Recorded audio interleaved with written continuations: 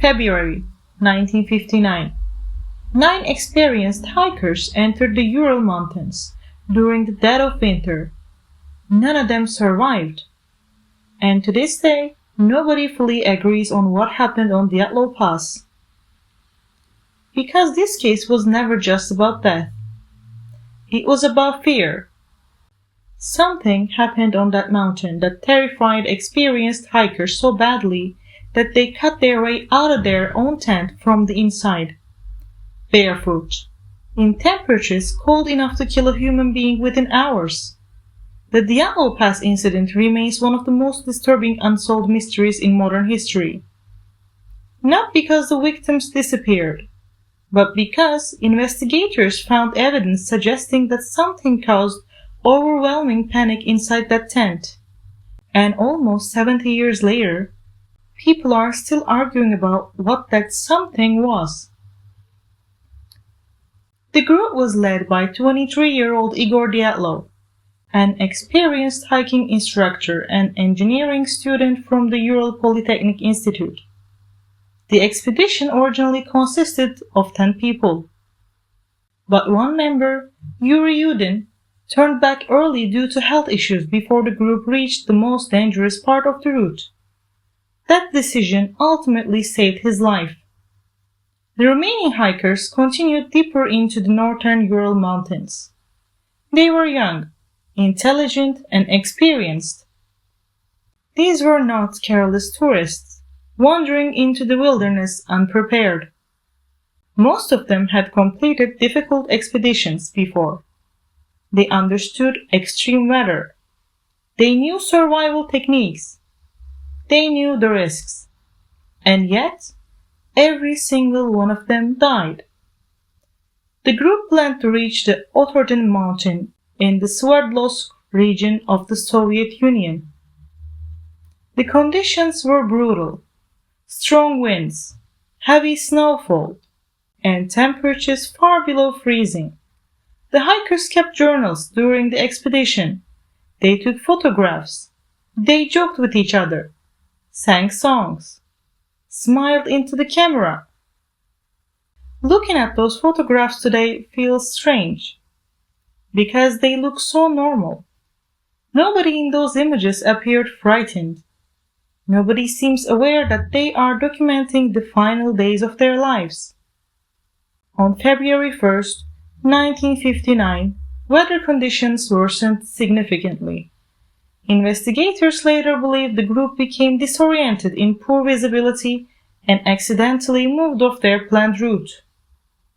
Instead of descending into forested terrain for shelter, they set up camp on the exposed eastern slope of Kolatsyaki, a name that roughly translates to Dead Mountain, which honestly sounds horrifying even before you know what happened there.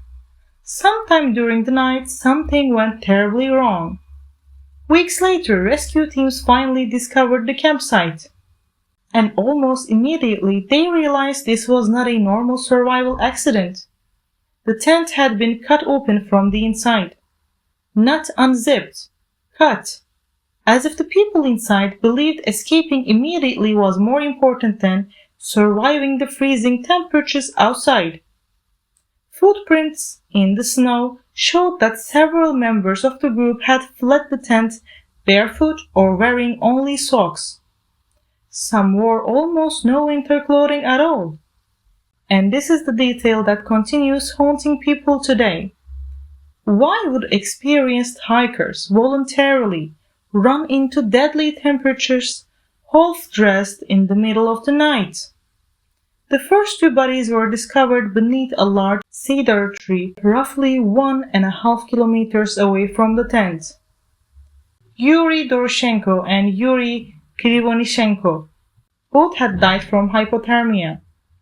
Nearby investigators found remains of a small fire, suggesting the hikers attempted to survive after fleeing camp. But another disturbing detail was noticed above them. Branches high up the cedar tree had been broken, as if someone had climbed the tree in panic, trying to look toward the campsite, And honestly, that detail makes this entire case feel even more terrifying. Because climbing a tree in those temperatures means they believed there was something worth escaping from on the ground. 3 more bodies were later found between the cedar tree and the tent, including Igor Dyatlov himself.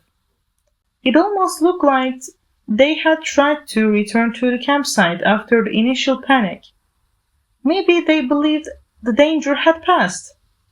Or maybe the cold outside became even worse than whatever scared them inside the tent. But the final 4 bodies were not discovered until months later beneath deep snow in a nearby ravine, and their injuries changed the entire investigation. Ludmila Dubinina suffered catastrophic chest trauma. Nikolai Thibault-Brignol has severe skull fractures. Semyon Zolotaryov also suffered massive chest injuries. One investigator later compared the force behind some of these injuries to the impact of a car crash, and yet many of the victims showed surprisingly little external damage, which immediately raised questions.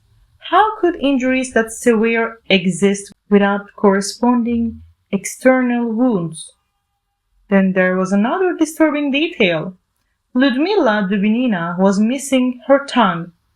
Now, technically, investigators later argued that natural decomposition and environmental conditions could explain this, but unsurprisingly, that detail became one of the most infamous parts of the entire case. And then came the radiation.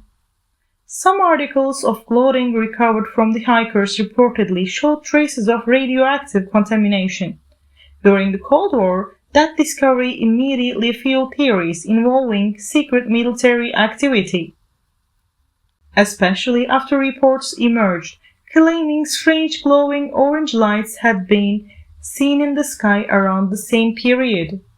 Eventually, Soviet authorities officially concluded that the hikers died because of a compelling natural force, which is such a vague explanation that it honestly made people even more suspicious. Because what exactly does that mean? A compelling natural force could describe almost anything. And over the decades, countless theories have attempted to explain what happened that night. The most widely accepted explanation today is the avalanche theory. According to this theory, a slope avalanche may have partially collapsed near the tent. The hikers, fearing they were about to be buried alive, quickly cut their way out and fled downhill. Once outside, darkness, panic, disorientation, and extreme cold led to their deaths. And to be fair, this theory does explain several important details: the sudden escape, the urgency, the disorganized state of the group. But many people still feel unsatisfied by it, because investigators at the time reportedly found little evidence of a major avalanche, and some injuries still feel difficult to fully explain. Another theory involves something called infrasound. The idea is that specific wind patterns around the mountain may have created low-frequency sound waves capable of triggering extreme psychological distress in humans: panic, anxiety, and disorientation. Imagine lying awake inside a tent during a violent snowstorm, while your own body suddenly enters overwhelming terror for reasons you cannot understand. Honestly, that possibility genuinely unsettles me. But then there's the military theory. Some believe the hikers accidentally witnessed Soviet weapons testing, possibly parachute mines or experimental explosives.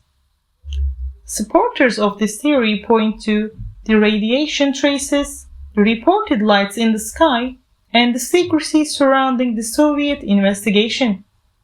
And considering the political atmosphere of the Cold War, it's understandable why people became suspicious. There were also theories involving attacks by the indigenous Mansi people. But investigations found no evidence supporting this. No signs of struggle, no unrelated footprints near the tent. Today, most researchers consider that theory weak and unfair. And of course, there are paranormal explanations. Unknown creatures, strange entities, something in the wilderness. But honestly, what makes the Dyatlov Pass incident so disturbing is that the truth may not be supernatural at all. Because whatever happened inside the tent was real enough to terrify 9 experienced hikers into fleeing directly into deadly conditions. And maybe that's what still haunts people. Not monsters, not conspiracies, but the possibility that the human fear itself can become overwhelming enough to destroy every rational survival instinct we have. Almost 70 years later, the photographs from that expedition still circulate online. Smiling faces in endless snow, young people laughing together, completely unaware of what waited for them on that mountain. And maybe we'll never know exactly what happened on the Dyatlov Pass. But one detail continues to disturb people more than any other. Something happened that night that made the frozen wilderness outside feel safer than staying inside the tent.